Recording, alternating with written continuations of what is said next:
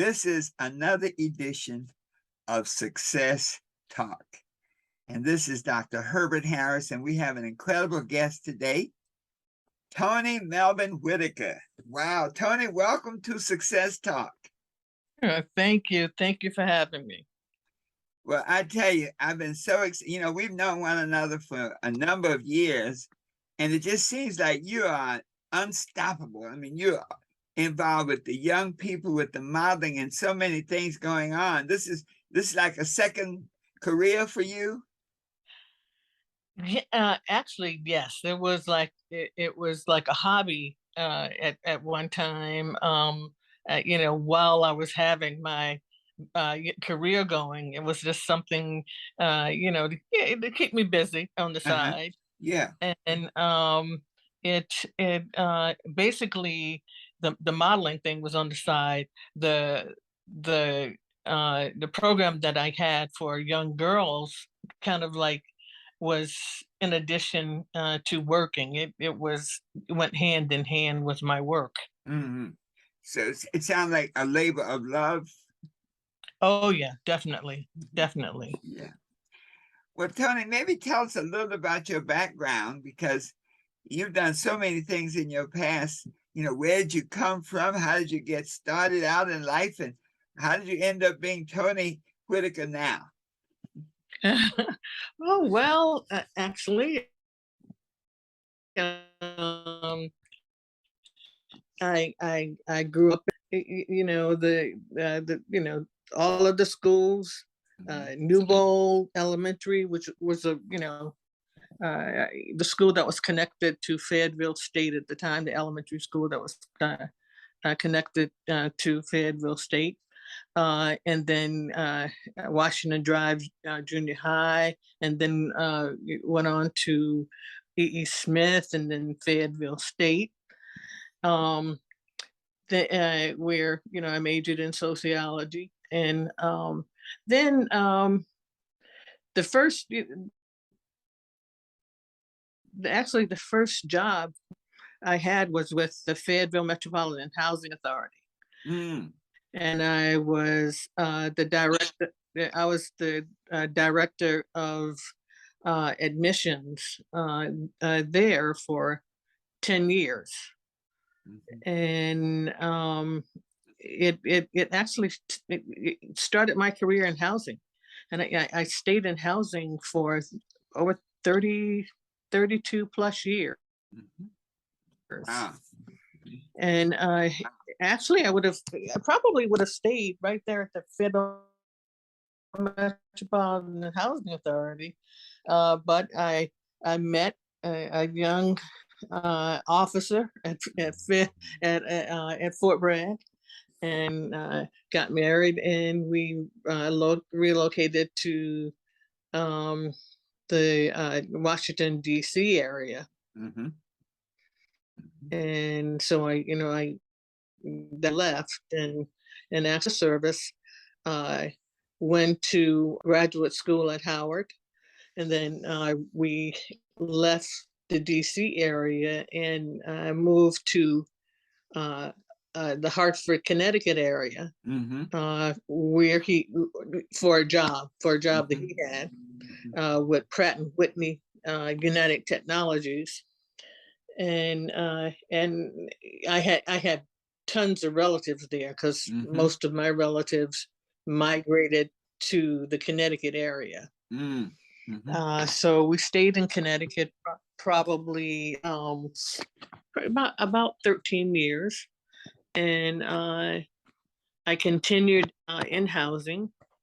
I worked for the City of Hartford Department of Housing, also the state of Connecticut, with the Department of Housing, and also after I had my daughter, I went to work for a private company. These two developers that had approached me shortly after I had my daughter, and wanted me to come to work for them, because they were trying to develop a housing development for seniors and also an affordable housing, uh, project.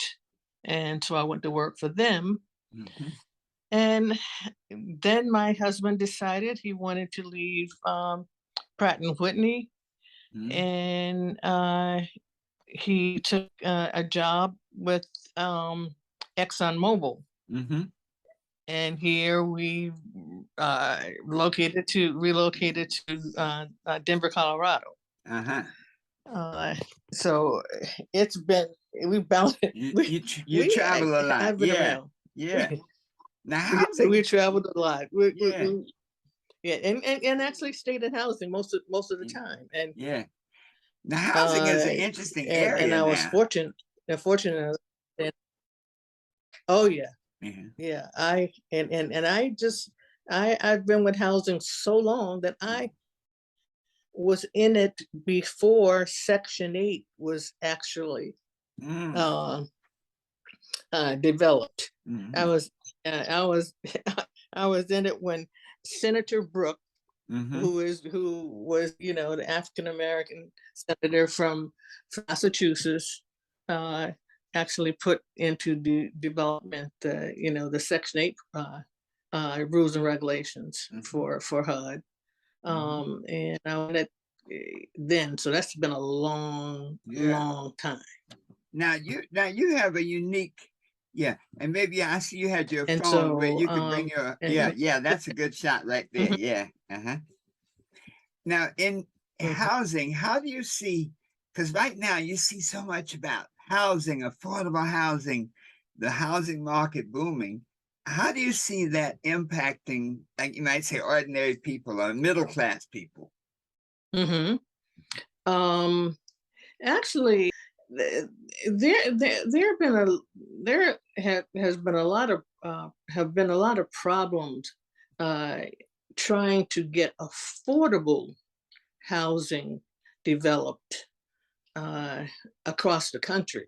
Mhm. Um, you know, there's been a housing boom with all types of development going on. Uh-huh. Uh, uh, uh, new housing and housing construction and all of that. But Mhm. as far as availability of affordable, uh, you know, uh, housing, it's been a problem Mhm. because when you come into areas, especially like Wilmington, Mhm. um, it's hard to get it done because you've got this what they call the NIMBY, Mhm. not in my backyard, Yes. uh, you know, type of attitude. They see affordable housing as problems, bringing in what they call low income, uh, housing. Which basically, it's not. Mhm. It's bringing your workforce, families and people who have jobs, people who go to work every day, like your police officers, your nurses, your teachers. Mhm. Um, these are your affordable uh, uh, people who can't really um, seem to afford what is in the area. Mhm. So these are the people that have difficulty trying to find housing within the areas in which they work. Mm. Mhm. That's a good point. So, Yeah. yeah, because we sort of forget about that group. Like you say, you have this mindset of, bringing in poor people into my neighborhood, as they say. But the workforce, the middle class people, the working people, that they're sort of falling through the cracks. Wow. Yeah. Yeah, and these are the people that keep your city, going, moving. Going. Yeah. But and somehow they work in your cities, but they have to live outside of your city, in places that they can afford because they can't afford to live where they Where work. they were. Yeah. Well, look, when you So look it's at the it's landscape, kind of sad. Yeah. Do you see a solution now? How do you think it's going to sort of play out going forward? Or is there anything we can do to fix it? Well, I heard something on the radio today. Actually, on WHQR that the city has approved of a couple of affordable housing developments coming up. I didn't get the details, but there are a couple of developments coming. I know one is for the elderly. Now, it never seems to be a problem developing housing for affordable housing for the elderly because people Uh-huh. are not really threatened, Uh-huh. you know, by the elderly, but Uh-huh. it's the families that they're kind of threatened by.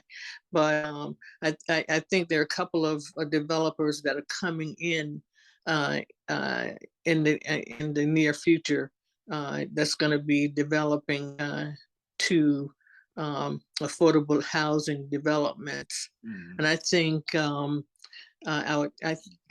what I can hear, what I heard, one of the local churches have partnered with a couple of the nonprofits here in the area to get it done. Mm. So I'm glad to hear that because it takes to really get that these types of housing, affordable housing developments done. So it seems like it takes everybody, the political, the developers, the banks, everybody on the Yeah, same page. Mm. Mm. yeah. Everybody working together. Mhm. So now, moving around a lot, it's interesting. So many people, there are a lot of people who never leave the neighborhood. And then there are other people that move, Hmm. different places and live over their lifespan. As you moved into new areas, was there any challenge, like moving from one job to another, one area to another? Were there some challenges that you faced? Indeed, because I think this was our seventh move Mhm. coming here to this area, and it was always a challenge for my daughter and for me Mhm. because we were the ones that had to actually find our niche. Um, my husband was always wherever he went. He always had the connections, because he Mhm. was going.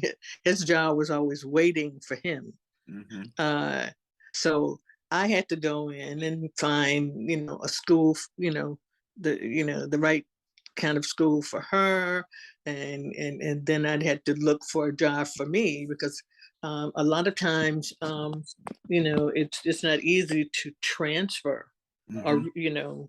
a job in housing Mhm. because some of the places we relocated, they didn't have a job that I could transfer Mhm. to. Like I was good when we moved to Denver. I could Mhm. transfer because they had HUD, they had housing authority and things like that. But when we moved to Kansas, Mhm. there was nothing. There was nothing. Yeah. Yeah. So I found myself being uh, the manager of group homes, Mm. which I had never done, but it was Mhm. still housing. Yes. It was still working in housing. Mhm. So you just have to find something that it may be different, but you think you can. There's some qualities that you have some um, some type of background in. Mhm. So, and I got in that, and I actually enjoyed it. Mm. Wow. So, but those were the difficulties, just finding some type of job in different situations, and each place was different. Mm. Okay. Wow. And each That's, e- yeah. each place uh, each place. it was crazy. Like Denver was metropolitan, Hmm. and you know, Kansas was very rural Mm, and very white, very hmm. Caucasian. Hmm. We were the Hmm. only black. We were there was one other African American family there. Mm. Okay. So So those are that's, the yeah. the types of things. So would you think that what particular quality? Because everybody can't do that. There's some people that just can't move around and can't roll with the punches. What quality do you think helped you to be able to handle that?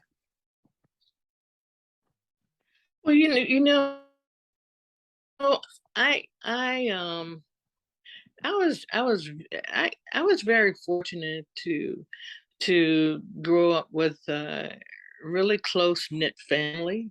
Hmm. It's and I when I say family, not only my mother and father, but my uncles and aunts and cousins. Mm, Um, and not only that, but the people in my neighborhood. It was truly a village, hmm. you know, growing up, and it instilled in me a sense of who I was, Mm, and it's I never had a fear of of actually uh, just being in rooms with anybody, hmm. no matter Hmm. who they were. Yeah. It just it gave me the courage to just be comfortable in my own skin. Wow. And I I I think it was my father and mother that actually taught me that, and basically my father who told me I was the only I had three brothers, and my father always told me, well, you have some strikes against you. Mm, First of all, you know, you're a girl. Second of all, you're a black girl. hmm. And you're gonna have to just strive to be better and at everything you do, Mm, and just always always do the best job you possibly can. mm, He he he never let us use the word can't. mm. He said once that word comes out of your mouth, you've already failed. Wow. So, and he just instilled in us that you are, who you are, Yes. and you are in competition with no one except yourself. Yes. And that's the way I maneuver. Wow. Yeah. So that has served you quite well in moving around. So now when you sort of, I guess you bring that quality to working with the young people. And how do you translate that with the young people when you see them and their challenges, and how are you able to apply what you've been doing? I truly just pass on what I was taught, Hmm. and tell them to the same thing. You can do whatever you want to do. Hmm. This the world is your oyster, um and never give up. Just you fall down, you get up, and you try it again. Mm. There's nothing worse than lay. And my father used to, when we used to, he had this one thing. uh if you came to him with a problem, he didn't want to hear it unless you've tried to solve it yourself. Wow. In other words, don't come to him complaining. You know, Mm-hmm. now if you tried some things and they didn't work, then fine, we could talk about it. But just don't come to him complaining. You know, he can take that. Yeah. So, and so, and these are the things that I, you know, kind of pass on to the young girls that I work with. You know, don't always just complain. Try to solve some of these problems. Yes, have you tried anything? Are you just sitting around wallowing, you know, and not really, you know, trying anything for yourself? And the thing that really bothers me sometimes too, people come, these young people come to you with questions, and they have a phone in their hand. Google, you can Google almost anything. You know, what is the use of technology if you're not going to use it? You know, Yeah, that's interesting. It's crazy to me. Yeah, but you know, And so the sometimes, first thing that go ahead, Toni. the first thing I do is say, have you looked it up? First of all, have you looked it up? Have you read a book? Have you done your part? Yeah. Yes. Wow. Your dad sounds like an incredible person. Now, what profession? What did he do for a living? He actually he joined the Navy right after high school. And I talked to his high school teacher. Actually, I met her, and she said he had potential. Like his brother went to A&T, and she thought that he would follow in his older brother's footsteps. And she said she was very surprised because he was an A student, but he always wanted to go into the Navy, and that's where he went. He went into the Navy, and when he came out, he went into civil service. You know, he worked for the government, and he also was a partner in my uncle's dry cleaning business. You know, they were both entrepreneurs. So, you know, that's you know that's what, you know, they did. My my cousin, my dad, the first, my cousin, my uncle rather, owned Melvin's Cleaners on Murchison Road, and would started the first Black Business Association in Fayetteville, and also NAACP. So Did he they, you also know, own a radio station? they were really no, that was the Bill Bowser. Yes. Who had well, who was on the radio station at the time. There were some great leaders coming out of the Fayetteville area when I was like in high school and at Fayetteville State, and one was Dr. Aaron Johnson. He was he was a great, he was really great during the civil rights movement. And his church, Mount Sinai Baptist Church, was right across the street from Fayetteville State. But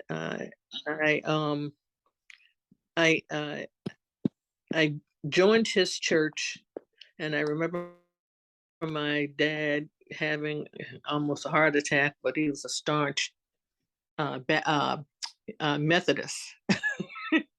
But it was because he was so Reverend Johnson was a part of the movement, and he was doing so much at his church.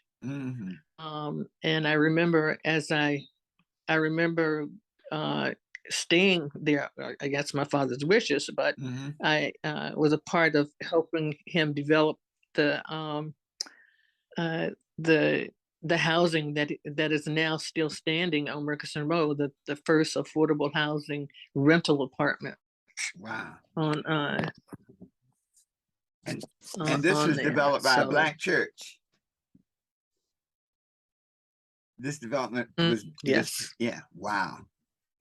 You know, Tony, when you look at that era, your dad was a civil servant. He was an entrepreneur. Okay, you had that family structure, that family business that you all sort of related to. How, I think that may have given you a real solid foundation to go out into the world. You think? I know that it did, and also my grandparents, my grandparents, also instilled the same, thing on both sides. Uh, you know, my grandparents on my dad's side owned like over 100 acres of land in Sampson County. Mm, Uh, and my grandfather died when I was probably about 8 or 9, mhm. and my grandmother continued to operate that farm by herself and was Wow. probably one of the best business women I've ever seen. Hmm. And the same thing on my mother's side. I don't know how many acres they had. It's almost a whole community. Um, and my grandfather was one of uh, the leaders in in the community, where people came to him for everything, advice, to borrow money. He helped build the church, in the community there. So I just had, like I said, I had a village around me, people that I saw who were just very strong people, Hmm. um, who were doing very positive things. Yes. And I just, inspired to be like them. Yes. Wow. You know, you just, I think, captured something that I don't know. I think it's missing today. That you had really intergenerational foundation. Your grandparents, your father, your parents, and that's something that I clearly gave you a platform to deal with moving around because that helped you become clear about who you were. And you took that out into the world and all the things that you did. But we look at the young people now, do you see that same type of infrastructure in our cities and our communities?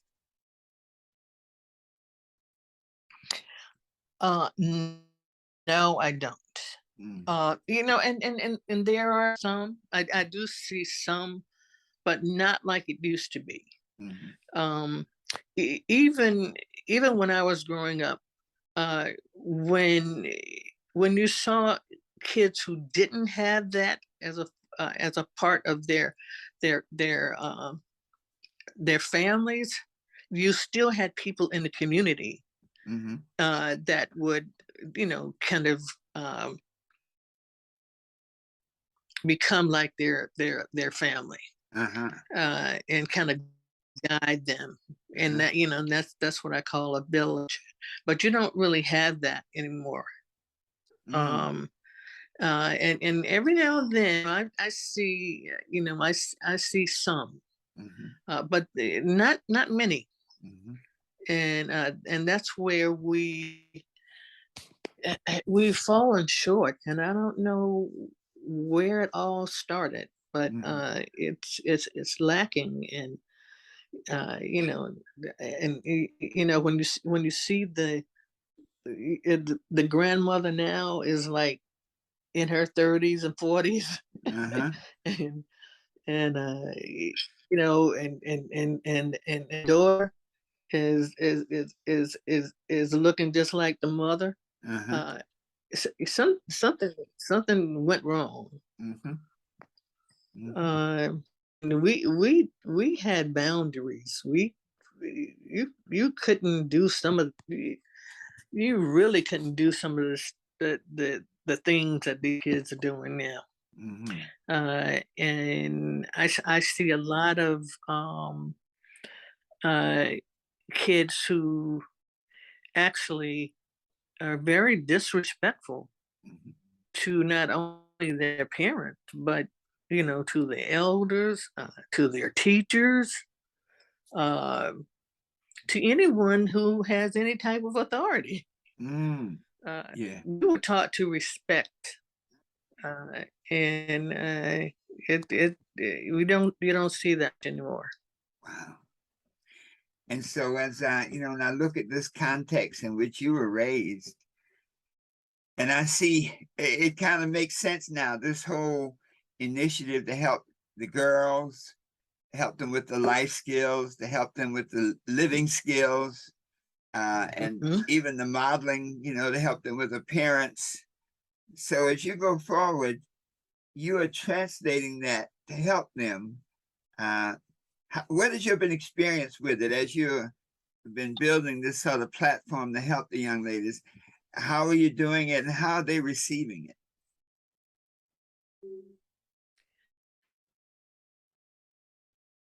They are receiving it.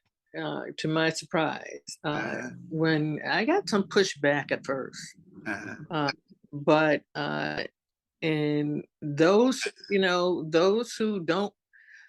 who really don't want to stay, Uh-huh. I don't want them to stay Okay. because Yeah. I don't want them to be a bad influence on the ones who really want to be a part Mm. of the program. Uh-huh. Um, but once who stay, I can really see an improvement, in them. And the first graduation class that I had when I first started here, Mm-hmm. you know, three of them, I started, there were five of them, and three of them have already graduated from college Wow. this year. Yeah. Last year was when they Mm-hmm. graduated. Wow. And they are such beautiful young women. Yeah. It's you could just see how they blossomed. Wow. Um, and we keep in contact, and it's just you can just see the change that the program made, in them. And the same thing, the young girls that I had over at DC Virgo, Mm-hmm. when I do see them, they still recognize me. And, it's just the eyes light up. Uh, so they enjoy what they learn. And the same thing with the young girls over at Leland Middle School. Mm-hmm. Um, it's you just see you can see from like uh, week 1 to week 7 Mm-hmm. the growth that they have. Um, and the thing that amazes me, the the pushback that they have is like, when we start doing the life skills and trying to and teaching them how to write a check. And they said, well, we don't need to write a check. We can do everything, you know, on our phone. And I'm saying, no, there's going to be a time is going to come where you're really going to have to go inside of a bank and really fill out a check, Mm-hmm. a Mm-hmm. deposit slip. Um, and you need to know this information. Mm-hmm. You may not think you need it now, but you need to know this information. I teach them cursive. They don't know how to do cursive. Yes. Yes. Yes. It's amazing. Wow. Wow. Showing, just doing them, Uh-huh. on a dress or on some pants. Uh-huh. They don't even know where to begin. Wow. It's crazy. Yeah. Well, It, it's you know, it. it's amazing that we let it get like that. And it's funny, it seems like all of a sudden we're suddenly realizing how far the children have gotten out of, you might say, a productive cycle or a cycle that we came on that was a strong platform for the future. And it's programs like yours Mhm. that'll make a difference. I think um, we have to take responsibility for the children. And thank goodness there are people like you who are doing it. Now, how do you implement the program? You do it at different schools? Yes, actually, I started it at the Community Arts Center downtown Wilmington on Orange Street. Mm-hmm. At the old USO building. Yeah. And and while I was doing it at there, someone told me about DC Virgo, and I went in and talked to the principal at the time because they had an enrichment program, Mm-hmm. and they said, "Oh, sure, we would love to have you come in and be a part of the enrichment program," and that's how I started there. And then uh, they changed principals, and then they did away with the enrichment program. So when I did that, I said, well, why am I still working over here in um, Wilmington? I live in Leland. Why don't I just take the program to Leland? And I've been over in the Leland Middle School Mm-hmm. since I left DC Virgo. Wow. So, but I will. I'm open to conducting the program to any organization, Mm-hmm. churches, whatever, because I think it's just needed. I mean, I talk about self-esteem. Some of the things you talk about in your book, Mm-hmm.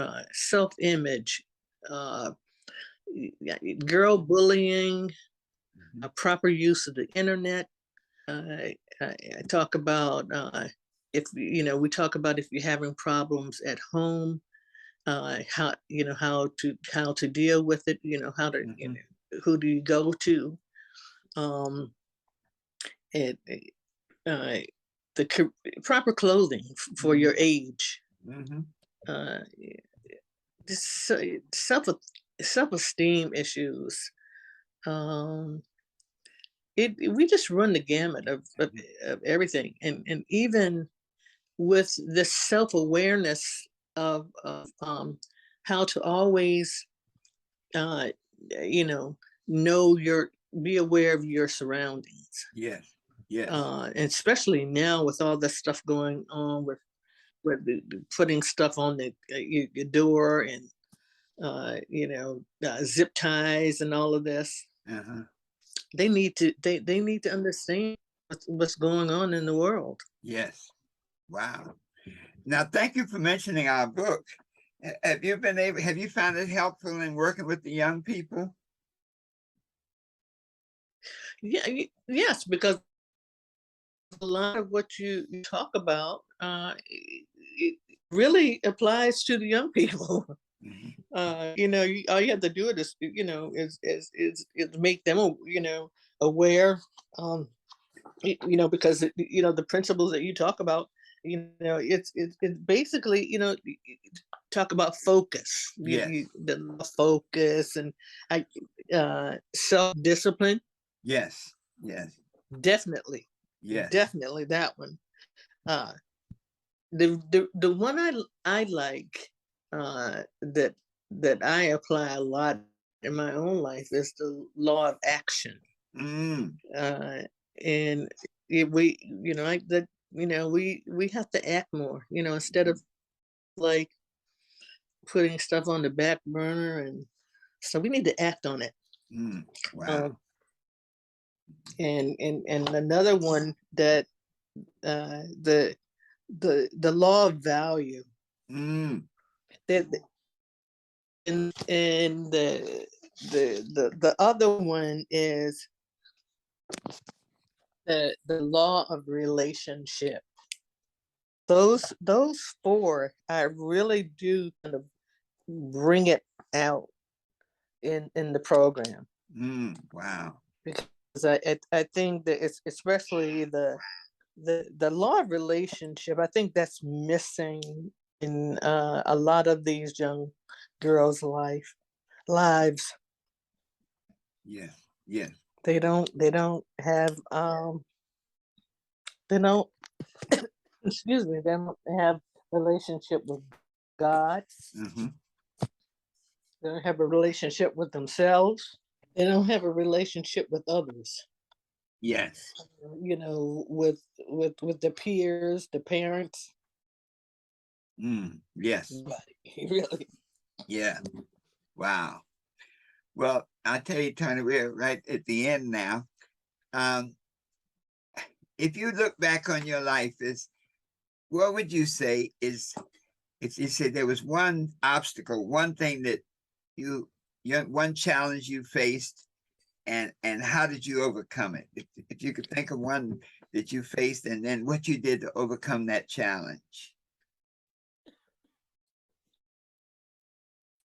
You know, the obstacle that I've had has been health. Ever since ever since I've had my daughter, basically I've had well, actually my whole life I've had health issues. When I was 7 weeks pregnant with my daughter Ariel, I was diagnosed with breast cancer. Wow. And ever since then, you know, ever since then, it's been an issue, you know, with fighting, you know, that particular disease. You know, I was 7 weeks pregnant. They, you know, by, you know, I'm not supposed to be here. They gave me 6 months. They said my daughter never be born, but of course she's here. And she, you know, she's here. She's healthy. They said she would, you know, she would have all types of problems. She graduated University of Chicago, NYU Law School. And I've had, you know, ups and downs. I mean, it's like it went away, and well, it lay dormant for about 15 years, then it came back. I've had 2 heart attacks. Wow. I have fibromyalgia. But all of these things, I just never, you know, it's difficult. But what do you do with an obstacle? You kind of like jump over it, and you just keep, you know, you keep going. Wow. Now that's a message. In spite of all those things, as Maya Angelou, still you rise. Wow. That's powerful. Yeah, that's you know, that when I really start to feel really down, I look at that poem. Yes. That's a powerful and thing. It's exactly what I do. Yes. I get up, or either I listen to that song, we fall down, but yes. then we get up. But we get up. Ooh, okay. Wow. So health challenges. So yeah. Yeah, Toni, that's and you know what? You speak of it in words of victory. I like that. That's the only drawback. Yeah. Yeah. Yeah. Yeah. So now, So then what would you say is your greatest victory then? You'd say that was your greatest challenge. What was your greatest victory? The greatest victory was to be able to, overcome those challenges Uh-huh. and, to rise above it and to have a lucrative career, Yeah. a career that I really enjoyed. I really loved working in the being a housing administrator. Uh-huh. Um, and not too many people will say that they love, what they do, but I Uh-huh. really did like it. Uh-huh. And there's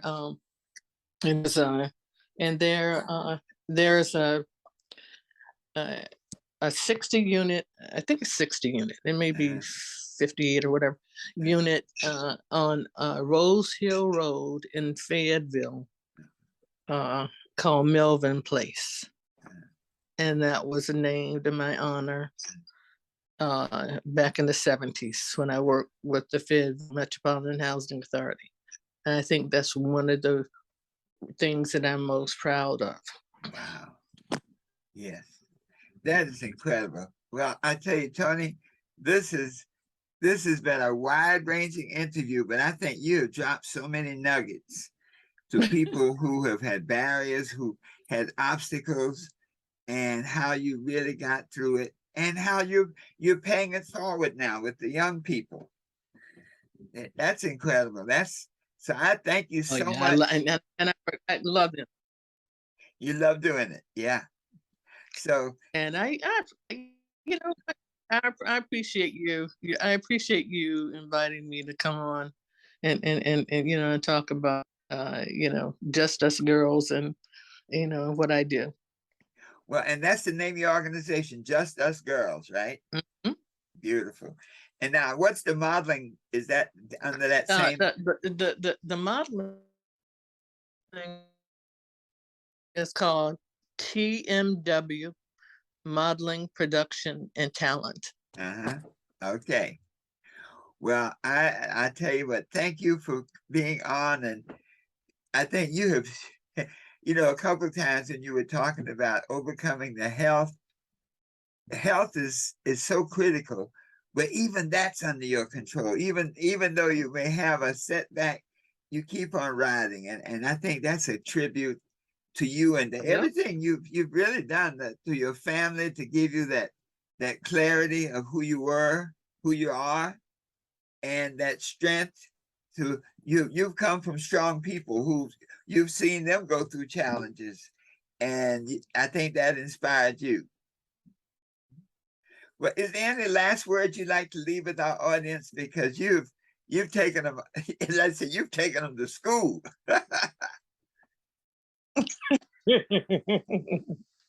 The last words is, no matter what your life looks like or what it throws you, never, never give up.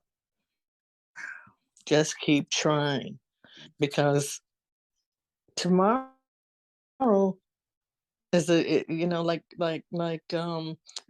is another day, a brand new day, a day to get it better, to get it better. So, just keep trying. Wow. Well, Toni, I sure thank you. Those are some wise words. And I think, we have this theory that stories heal people. And when you look at your life and we've gone a long way through it, but I think that your story is going to heal somebody who's facing some health challenges, to say, if Toni could do it, I can do it. You know, somebody who's moved around a lot and may feel a little insecure. They say, well, this lady's moved 7 times. She's lived in big cities, little cities, and she's been able to keep rolling. And that's an inspiration to me. So many times people just have to know it's possible. Yeah, and it is. Yeah.